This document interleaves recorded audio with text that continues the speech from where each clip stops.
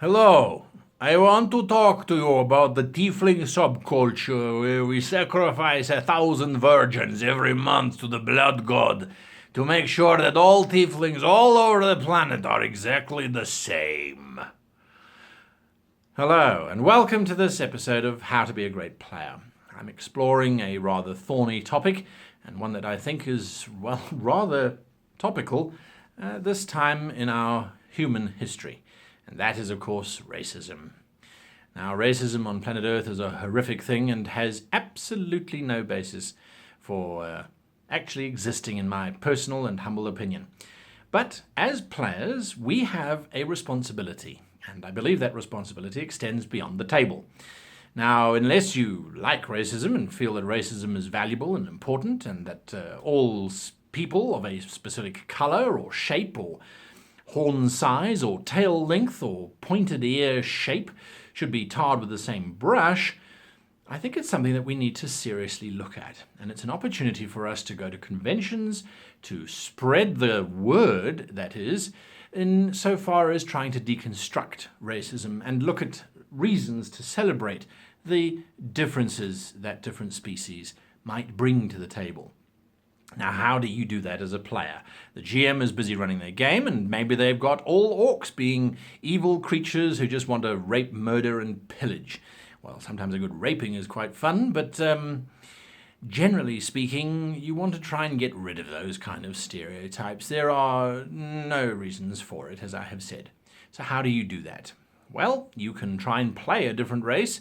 We've had very many videos on this channel and on the old channel, the Bacon RPG channel, where we've looked at playing different races and we've looked at the challenges that come with it. But one of the things that we didn't look at was how to deconstruct racism in your game and how to then spread that beyond the game. Because ultimately, if you say that it's okay for your dwarf to hate orcs or for your Romulan to hate Klingons or your human to hate Cylons, then you're really saying that racism is something that's acceptable because, well, they are all the same, aren't they?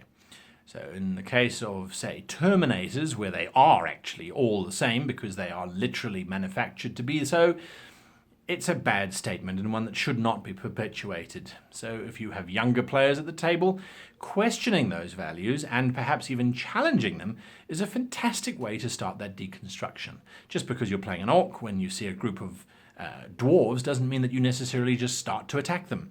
Perhaps you walk over and start a conversation. They might be surprised that there's an orc trying to talk to them, but you need to play on that and you need to develop that and you need to move on that.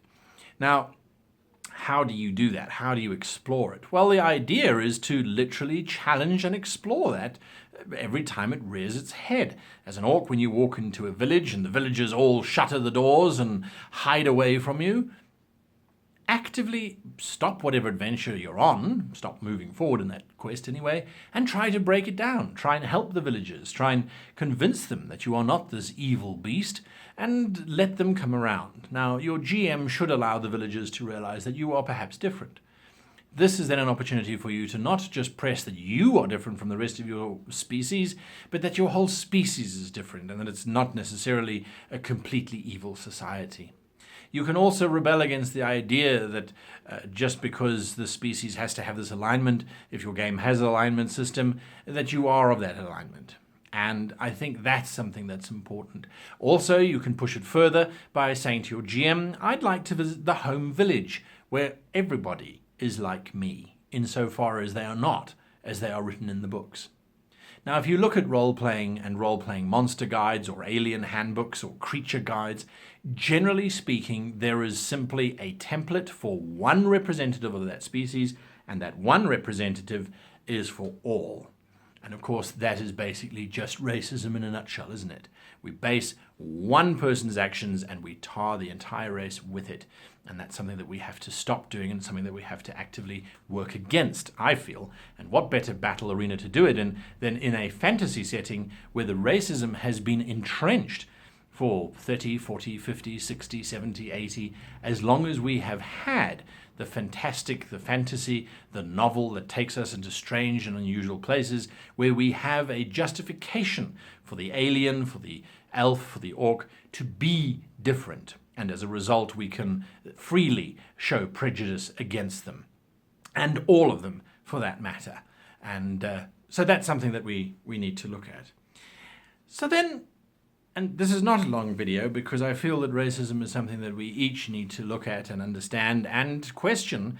But the next question that you might be asking is, well, is this necessarily relevant to us as players or to the GMs or to the role-playing community at large? And my answer, I have to say, must be an emphatic yes. Well, obviously, I'm doing these videos for a reason. Now, the idea that it's important to us is because we do perpetuate racial profiling, racial stereotyping, and we drive that home every single time we randomly attack a Minotaur because we assume it's evil.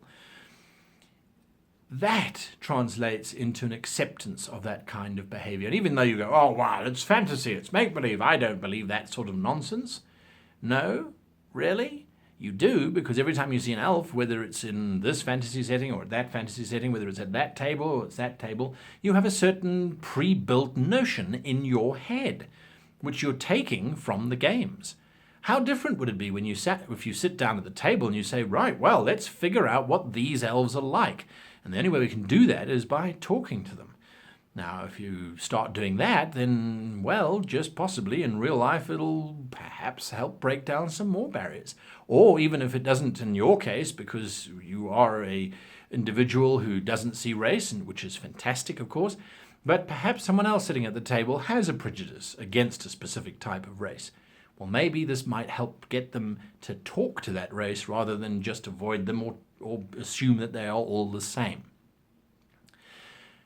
Perhaps it's too big a dream to think that we can make a change in the world, but there are so many of us, and this game has such an impact on our lives in general that it carries through right the way until the last breath you draw. Once you've started role-playing and really enjoyed it, I think it never really leaves you.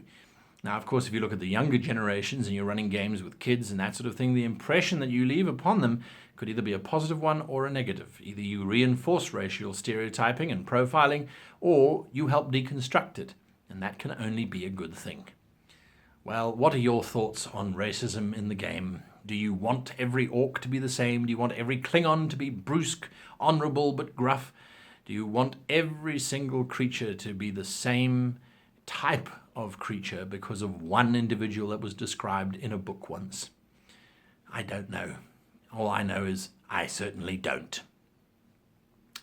Hit that like button, hit that subscribe button, and of course you can join us on Patreon, where we have a tier where we have a live Q&A once or twice a month, and we get together and we discuss these kind of very important conversations, as well as just how much gold can fit into a bag of holding. Until next time, I wish you the happiest of unprejudiced gaming.